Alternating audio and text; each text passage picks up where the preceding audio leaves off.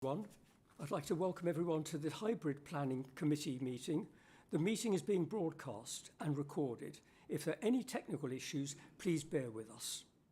Please note that the normal rules of debate apply, including the requirement for you to be present for the duration of the whole debate. So if you are absent for any part of the debate, then you should abstain from voting. For clarity, voting is only permitted by the members who are present in the room. Any member joining the meeting remotely is able to participate in the debate, but is not able to vote. Now to the first item on the agenda. Are there any apologies for absence, Hannah? Yes, I've received apologies from Councillors Birch, Mackenzie-Boyle, Barnard, Mrs Mackenzie, Bandari, Skinner and Badabo. Mrs Matic, you bring an apology? Yes, Councillor Angel. Councillor Bob Angel, thank you very much for that. Oh, I've just seen that he is joined remotely, so he's in the meeting remotely. Good. Okay, thank you for that. So it's Councillor Dale Birch, as am I, remotely now. Thank you. Right. Okay. I can see the members of the committee who are in attendance, and their names will be recorded in the minutes. Please, can the clerk confirm if any members are if members are joining remotely, and if those members could confirm their attendance when Hannah calls your name. Thank you.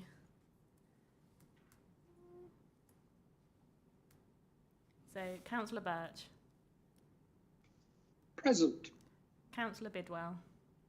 Here. Councillor Mossam. Present. And Councillor Angel. Present. Thank you. We go back then. Right.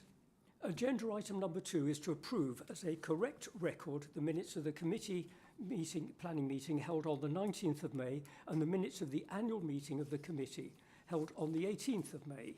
Before I ask, well, myself effectively to say, no, I will be proposing the minutes, and I would then seek a seconder to the minutes, to the 2 sets of minutes. Councillor Virgo, you're seconding both sets of minutes?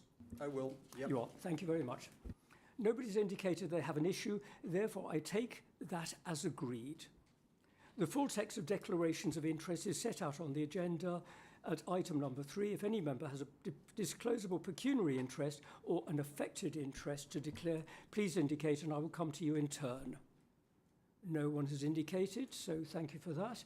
Can I please remind everyone who declares a disclosable pecuniary interest that when we get to that item, you will need to leave the meeting and I'll contact you to advise you when you can rejoin.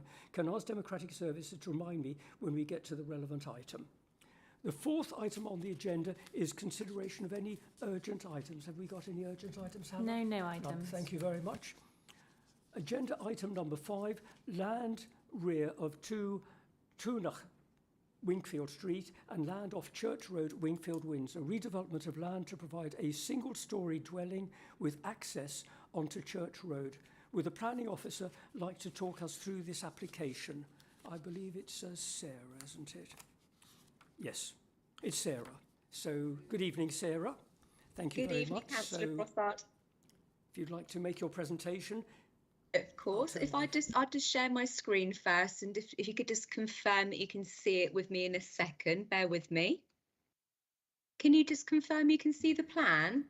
I can, yes. Everyone else? Lovely. No? Oh.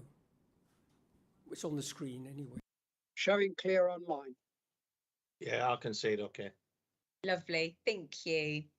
So the application's been reported to the Planning Committee following the receipt of more than 5 objections. Members are directed to the yellow sheet for updates.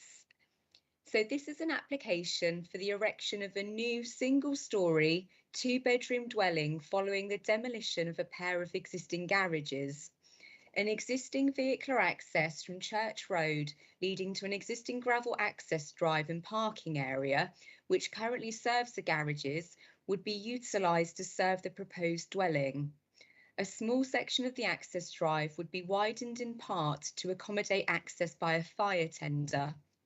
Part of the lawful residential garden of the existing dwelling, known as 2 Tunar on Winkfield Street, would become the private garden for the proposed dwelling. So this is obviously just in terms of the location of the plan in the context of Church Road to the south, as you can see here, and Winkfield Street to the west here. If I then scroll down to, this is the proposed site layout plan. So if I just zoom in slightly, this is the location for the proposed dwelling here. It would be served by this garden area, which extends down along the side of the access road here. This is the existing gravel parking and turning area which currently exists. They've got 2 parking spaces which are shown on the drawings here, an EV charging point indicated here. There will be a cycle store located here, a bin store located adjacent to it, and the existing gravel access road is existing. It's this very minor area here which will be widened in part to allow access by the fire tender. And then this is the existed gated access which exists onto Church Road. And you'll notice as well, members that did do a site visit on Saturday, this is a shared access with a land adjoining the site to the north, where again there's a shared access point here, again with a similar sort of access drive that runs adjacent to the application sites here. So if I just zoom out slightly, so these are the elevations of the proposed dwelling. The floor layout here shows 2 bedrooms, a bathroom, an ensuite, and an open plan kitchen, dining and living area. This is the proposed cycle store. This is the proposed bin store here. And then the next are just some photos. If I just zoom out. So these are the existing garages which are currently in situ on the site. And then I'll just scroll down to some further photos. So bear with me, let's get them into frame.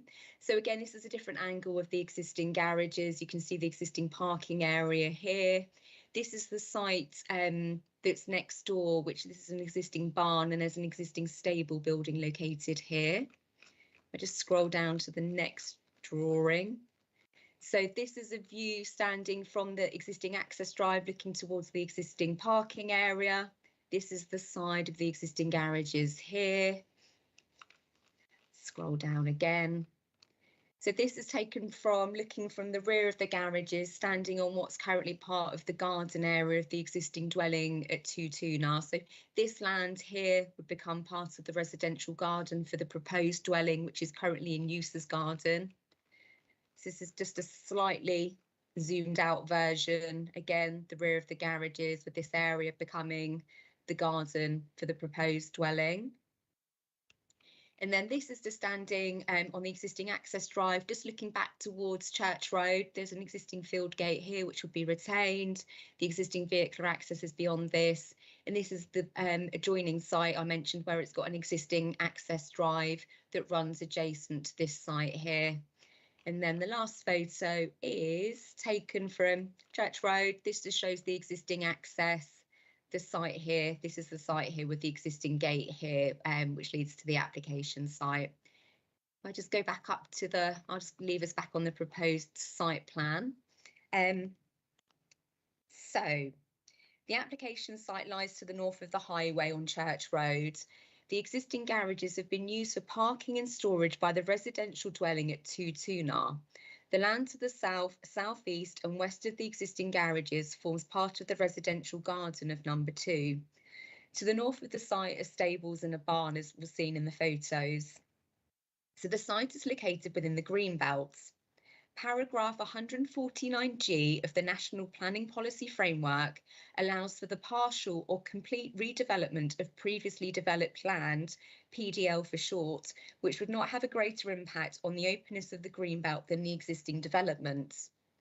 The definition of PDL within the framework includes land which is or was occupied by a permanent structure and excludes land that is or was last occupied by agricultural or forestry buildings, land developed for minerals extraction, or gardens or parks within built-up areas. Taking into account the definition of PDL, the existing garages, access drive and parking areas are permanent buildings and areas of hard surfacing that are not used for the purposes of agriculture or forestry, minerals extraction or waste disposal. The site is also not located within a built-up area. The site is therefore considered previously developed lands, and the proposal was considered appropriate development in principle, subject to ensuring there would be no greater impact on the openness of the greenbelt than the existing developments. For clarification, the residential garden to serve the proposed dwelling is already lawfully in use as garden by Tutunar. As such, there is no material change of use of land. One of the essential characteristics of the greenbelt is its openness. Openness is normally taken as the absence of development and has both visual and spatial aspects. There would be a 7.9% increase in footprint and an 18% increase in volume for the proposed dwelling when compared to the existing garages it would replace. However, the visual impact to the openness of the greenbelt must also be considered. I just scroll down to the elevation drawing.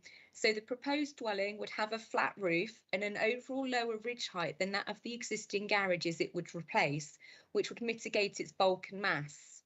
The proposed dwelling would be sited in the same position as the existing garages which would be demolished. The siting of the proposed dwelling would relate well to the existing buildings to the north and northeast of the site. So this is the existing stable building on the adjoining site, and this is the existing barn that could be seen in the photos. All of this area here is laid to kind of hard surfacing, which then links into the access road, which runs adjacent to the application site here. Any visual impact would be contained to within the site itself and not visible from any public vantage points. The proposed dwelling would utilise the existing vehicular access, driveway and parking area and land already in lawful use as residential garden. As such, this would not result in any greater impact on the openness of the greenbelt. As such, the principle of the development within the greenbelt is considered acceptable. The proposal would not adversely impact upon neighbouring dwellings due to the separation distances to the nearest dwellings on Winkfield Street and Church Road. I just scroll up to this plan here, so you can see these are the existing dwellings on Winkfield Street here. These are the existing dwellings on Church Road here to the south. So there's a good separation distance between this site and the surrounding dwellings. Acceptable residential amenity would be provided to future occupiers of the proposed dwelling. The proposed dwelling would be set back from the adjoining highways, and due to its single-storey height, it would not appear prominent in the street scene. The design of the dwelling is considered acceptable in an area where there is a variety of architectural designs and the site is not visible from any public vantage points. Sufficient on-site parking would be provided in accordance with the council's parking standards, with an EV charging point proposed along with cycle and bin storage. There would be no adverse impact to trees and biodiversity, which would be protected by the recommended planning conditions. The application is therefore recommended for conditional approval. Thank you. Sarah, thank you very much. That was a very comprehensive report. One thing I was going to ask, and you may not actually have it on the screen, I believe there was a revision to the dimensions based on your site visit yesterday. Is it possible to bring that up? I know it was in the supplementary, and it may be that fellow councillors will be able to pick that up. Ah, excellent, good. Of course. And there we go. That's version 2 then, is it? Yes, so this is the updated version. So it was brought to our attention that the plans that were submitted with the application showing the existing dimensions of the existing garage weren't actually correct. So it was brought to our attention.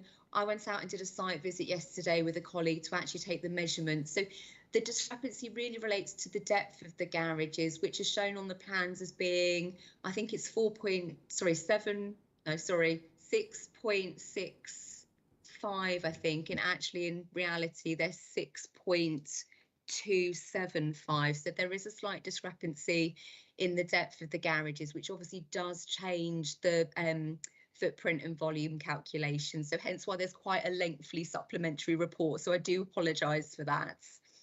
No, Sarah, don't apologise. Obviously, it came out this afternoon, and I'm not sure that every member had the opportunity to actually digest the contents, and that's why I think it's quite useful to bring it up on the screen so that we can actually understand the measurements that have been undertaken.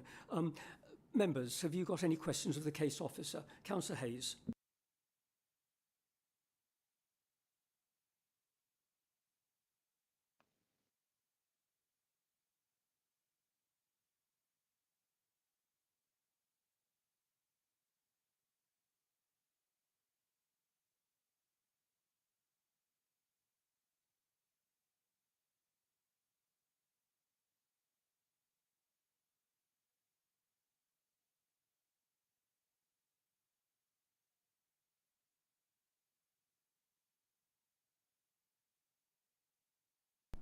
There we go.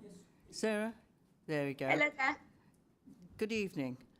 Can Good you bring up evening. your pictures again? You said twice the word barn, but that barn had windows.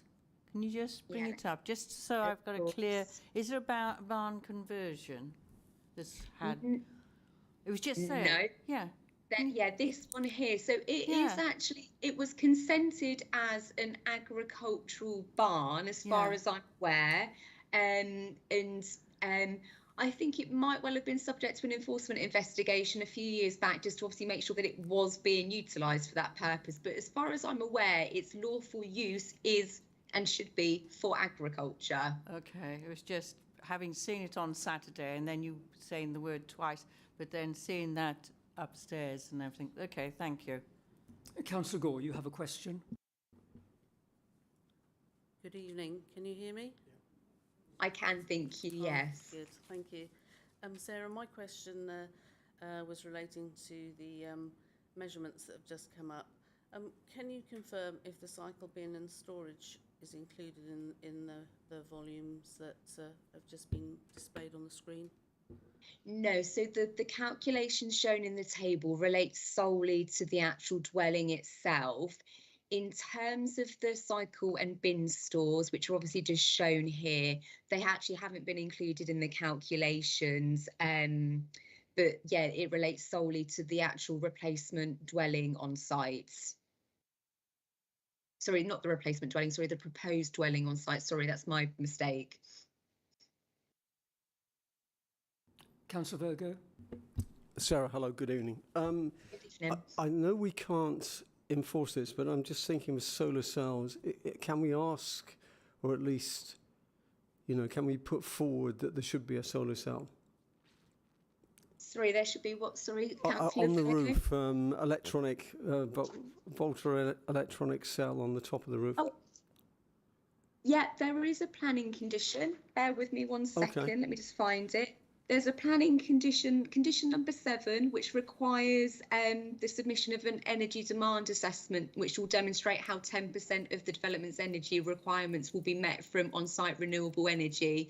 So obviously, dependent upon what may be considered appropriate on this particular building because of its flat roof, whether that may be solar panels or whether that might be an alternative means, they would need to submit that to us for approval as part of the condition. Okay, thank you, Sarah. Councillor Hayden? Thanks. Thanks, Sarah. On the schematic where you've got the red line round the diagram, I can't read some of the labels. Sorry about this. So there are 3 crosses around the outline. Ah, that's better. There's the black line, which is around the new dwelling. I couldn't work out what the 3 crosses were for. Let's have a quick look. I wonder if that's the, yeah, there we go, right, protective fencing. So that's in relation to the tree protection. So there are some existing trees around the site. So that's the location of the protective fencing, which will protect obviously the trees during the course of the construction works. Brilliant, thank you. And then the red bit just below? So this bit here, for example, Yeah. let's have a little look in the key. So that's just indicating the category of the existing trees, and this is like a group of vegetation, so it's being classified as a category U group of trees. Thank you. Forgive my eyesight on this. No, not at all. There's a lot on the drawing, isn't there? Right, thank you very much. Any other Councillor Brown, Tricia Brown. Thank you, Chair.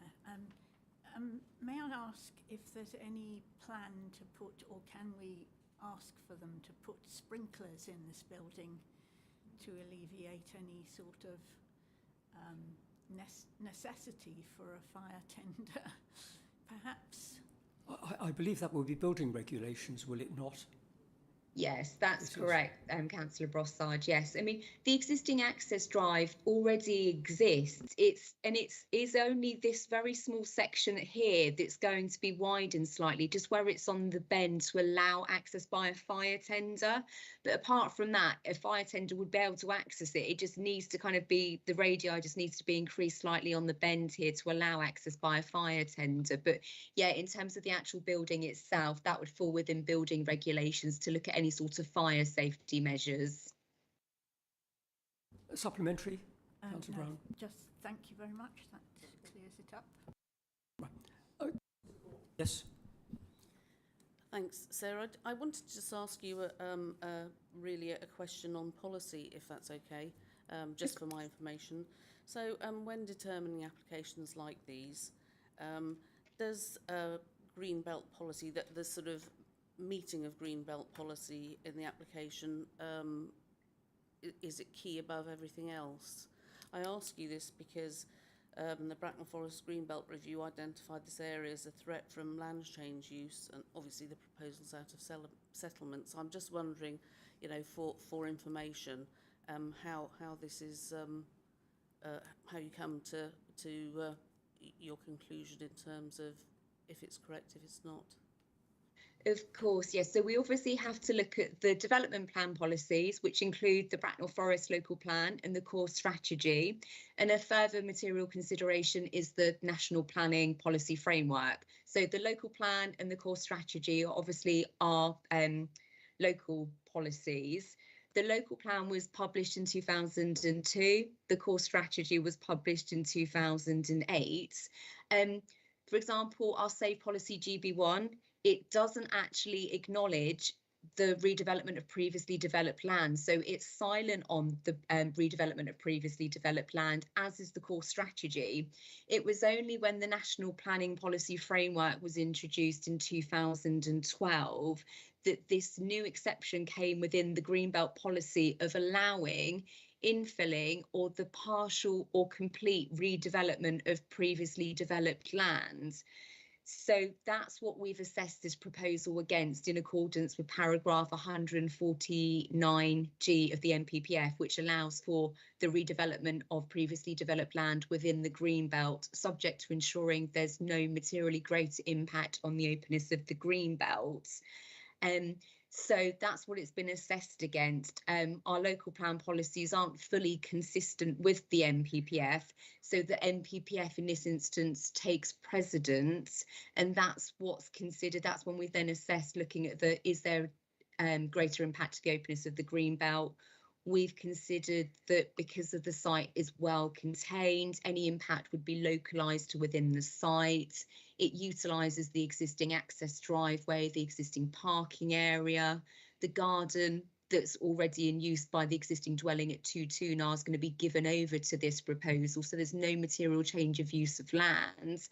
And whilst there is some increase in obviously the footprint and the volume of the proposed dwelling when compared to the existing garages it would replace, the development relates well to the existing buildings and the existing areas of hard standing to the north here, the barn and the existing stables. So it would be very difficult for the LPA to actually demonstrate that there is any materially greater harm to the openness of the green belts.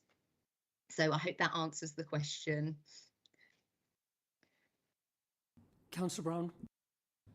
Yes, just a quick query on the volume of the building. Sorry, yes.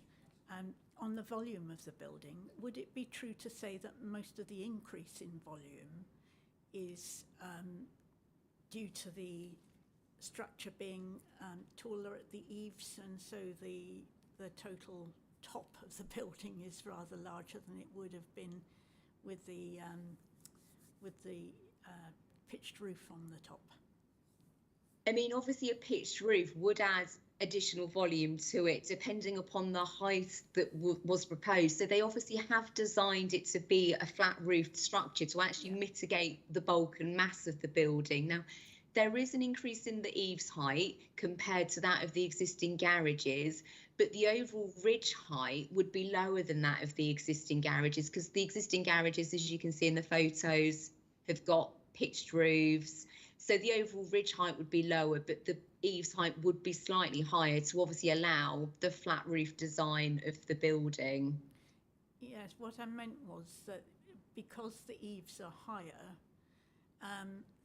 the actual volume of the building is more. If you take it from halfway up, I don't quite know how to explain it, but because the eaves are higher, that total area at the top of the building is larger than it used to be, because it used to have lower eaves with a pitched roof, and that would take up less volume than the volume that is currently proposed. Sarah, do you want to bring up the plan that we showed before? That might actually answer, because I appreciate it was in the supplementary, but if we can enlarge that, I don't know whether... The element that you're looking at, Councillor Brown, is the ridge height, is it? No, the eaves. Actually, can I put it another way? The difference in the breadth and length of the building is not changed as much as the eaves height, I would say, and because the eaves height is taller, then that is where most of the volume is going to, the new volume is going to occur. Is that not so? That, I would say that's probably a fair assumption in terms of you obviously have got an increase from 2 metres as existing up to 2.7 metres, but then obviously there is an overall reduction in the ridge height, but obviously that does obviously result in an increase in volume, like you say. Yeah, so really it's the height of the building that is going to make the most difference. The footprint hasn't changed very much at all. Yeah, it's quite modest in terms of it's a 7.9% increase in the footprint.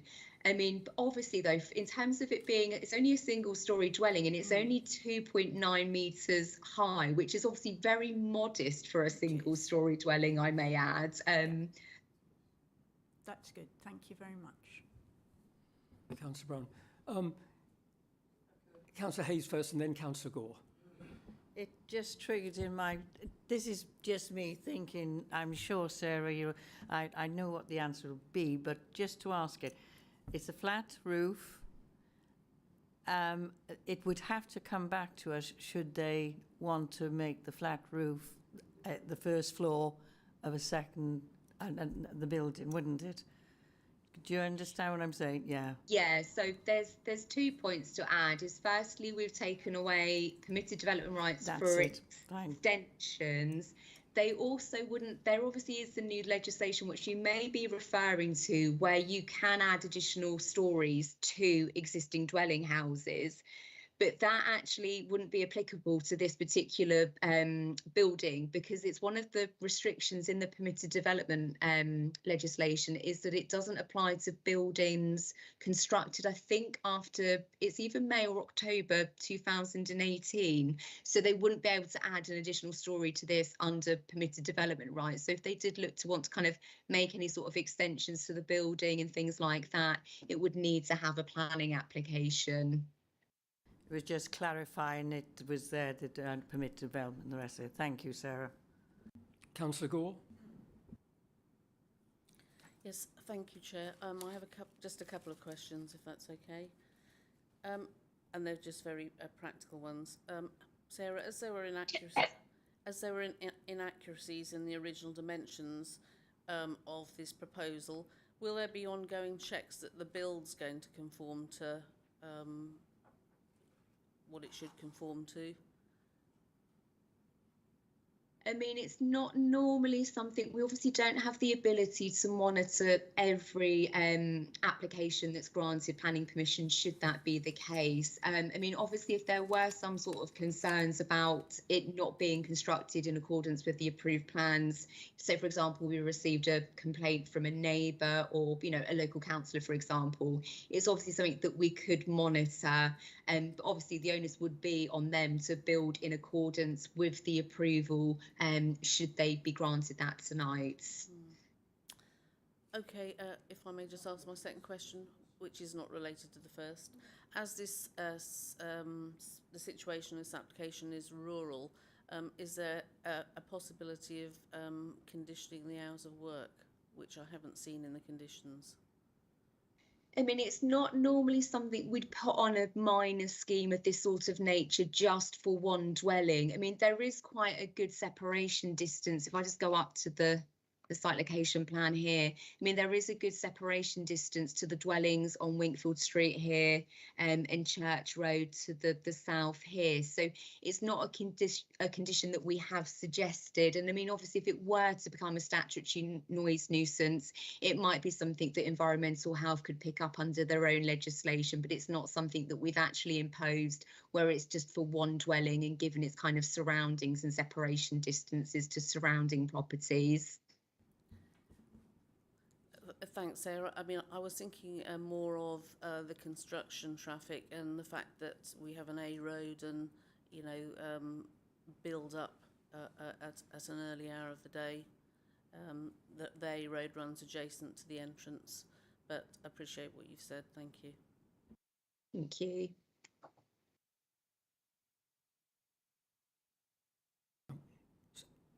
Sorry, is that a question that you're asking of Sarah or an observation? Oh, right. Okay, fine. Yeah, I would only comment that I think because of the type of construction, I think a lot of it is likely to be prefabricated off-site and then bought on-site. But I think in terms of the hours, it's not something we'd normally apply to a single building. And given the separation distances, I think that it wouldn't be reasonable to make that a condition. Any other questions? I've got a couple of questions then. It's maybe my turn. Sarah, the first one, when we talked about the trees, which are shown there, new native species, am I correct that this is in fact an orchard, or is the orchard attached to the existing property? So in terms of the area of orchard is this area of land that's down here. So obviously at the moment it's part of the residential garden for the existing dwelling, but this area of land would obviously then become part and parcel of the new garden, the garden area for the new dwelling that's proposed. So the orchard is shown to be retained. And I think in terms of they are proposing some new native species of tree planting here. Our biodiversity officer has actually said that it might be more appropriate, instead of them planting native trees, to actually plant some additional trees which can kind of like improve the orchard. So that is something that's covered by a landscaping condition. And there's also an informative that just kind of advises that in terms of the landscaping information that would need to be submitted as part of the condition, that they look at the measures which were put forward as part of their ecological survey, which kind of made the suggestions that it may be more beneficial from a biodiversity point of view to actually add some additional trees to kind of, you know, strengthen the existing orchard, which would be retained. Oh, thank you, Sarah. I think one of the other features which I was quite pleased about in the report, that if any of the trees fall down, they're actually to be retained on site. And I think in terms of biodiversity, that I think is quite a nice feature that I've not seen before, rather than taking the wood off site, to actually leave it there, to actually enhance the biodiversity, which we're all so keen on. Sarah, I've got one other question. If we can go, yes, in fact, the cycle store, it makes reference to 4 cycles, but in fact the requirement, isn't it, for a 2-bedroom would be 2 cycles. So why they applied actually for 4? It may be a question you can't answer, but it seems unusual to actually aspire to have a more storage space than is actually required. I mean, I suppose, like you say, it's potentially, they are saying, yeah, for 4 bicycles. I mean, it's a 2-bedroom property. I suppose, you know, in terms of the over provision, it's not necessarily a bad thing to kind of promote alternative means of, you know, kind of like travel in terms of cycles and providing some additional storage for it. It's still quite a small shed, though, when you look at the kind of the, if I just zoom out slightly. That's the kind of the bike shed there. So it's 2.1 metres by 2.35 metres. But obviously it would provide, yeah, additional parking. And it's probably quite difficult. They might not actually be able to, you know, if they obviously want a shed, it might be as well that the sheds may be kind of used for some sort of, you know, maybe storing a lawnmower or something in it as well. But as long as it can be used for cycle storage, you know, primarily, it may well be why they just kind of decided to have a slightly larger sheds. Sarah, thank you very much. That was a very comprehensive answer on what was just really a peripheral question, shall we say, that you answered in great depth. So thank you for that. I'd now like to move the recommendation as set out in the report. Do I have a seconder for the recommendation? Councillor Hayes? Thank you very much for that, Councillor. Right, in that case then, I will just briefly sum up because I think I can see nothing in the chat. Well, it's too late now anyway, but there was no external questions that were being asked. It's been a very comprehensive report, and I think we've given all the members an opportunity to ask, in some cases, more than one question. This is a difficult one. I think the site visit was helpful on Saturday morning in understanding the relationship of the two quite large garages for the removal and in turn the installation of what will be a two-bedroom property. We've had lots of questions asked about dimensions. That was covered in the supplementary this afternoon. I think probably in that case then, because we have debated at length, the recommendation is set out on... Oh, sorry, yes, seconder, sorry. Does the second... Councillor Hayes, do you wish to say anything? You're reserving? Fine, OK then, thank you very much. If any member wishes to speak then, please indicate and I'll come to them in turn. Councillor Gore. Thank you, Chair. Yes, I just wanted to to say from the perspective of the village, the design's very much out of sync with the overarching character of the village. And the proposal is going to urbanise a rural area with domestic associated paraphernalia. However, I do appreciate that the office has done everything possible to mitigate against any future issues here. So I'd like to just say thank you very much. Councillor Virgo. Thanks, Mr. Chairman. I think you've summed it up in your preamble, actually. It's a difficult one. It's in Greenbelt. We would normally say no. But, you know, it's ticked a lot of the boxes. Plus the fact I can't see any harm to the Greenbelt because there are buildings all around it. It's a single story. We're short of single story houses, actually. So that again ticks a box. I personally don't mind the design of it, but it's all in the eyes of the beholder. I realise that. But sometimes modern things need to show themselves. So on balance, Mr. Chairman, I can't see a reason to refuse it. Thank you, Councillor Virgo.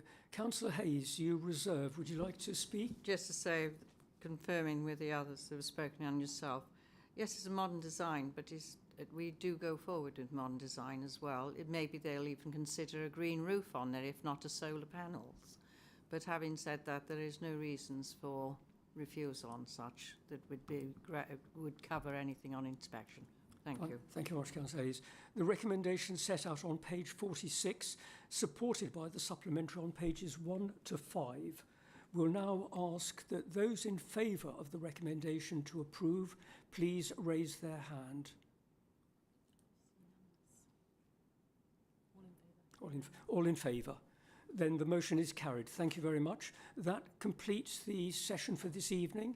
Thank you very much for your attendance, and I look forward to seeing you in 4 weeks' time, if not before. Good night.